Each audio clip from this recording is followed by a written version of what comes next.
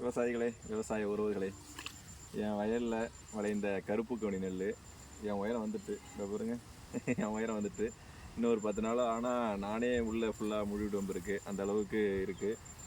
முழுமையான இயற்கை விவசாயம், நேரடி விதைப்பு விதைச்சு கொஞ்சம் வளர்ந்ததுக்கப்புறம் இந்த கேப்பில் உள்ளதை மட்டும் பிடிங்கி நட்டேன்.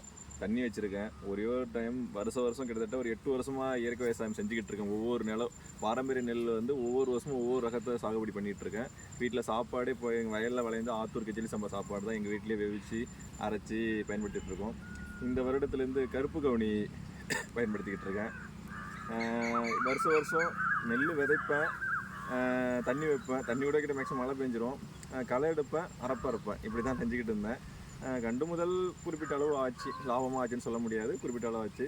இந்த வருடம் தான் முதல் முறையாக விரப்பு வச்சு கருப்பு விரப்பு வச்சு பிடுங்கி எட்டு நட்டு நல்ல ஹைட்டாக வளர்ந்துருக்கு. நட்டு ஒரு டைம் மண்புழு உரம் போட்டேன், அதான் ஒரு டைம் பஞ்சகவியை அடித்தேன். இதுதான் நான் இது பண்ணுறேன். நல்லா சிறப்பாக வளர்ந்துருக்கு, என் ஹைட்டு வளர்ந்துருக்கு. மகிழ்ச்சியாக இருக்குது. நாம் செய்த விவசாயத்தை முழுமையாக நானே இறங்கி இந்த விவசாயத்தை பார்த்ததில் பாரம்பரியமான ஒரு நெல் வகைகளை இந்த இடத்துல நம்ம போட்டு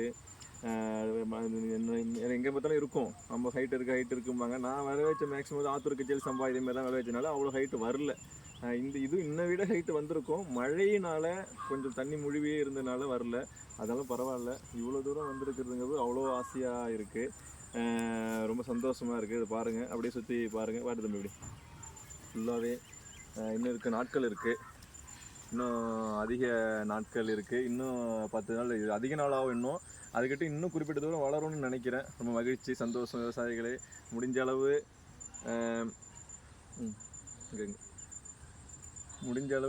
இயற்கை விவசாயத்தை, இயற்கை வழி வேளாண்மையில் எந்த ஒரு ரசாயன பொருளும் போடாமல் செய்யுங்க. சாப்பாட்டுக்காக உங்களுக்கு தேவையான சாப்பாட்டுக்காச்சும் இதை பயன்படுத்துங்க. நன்றி.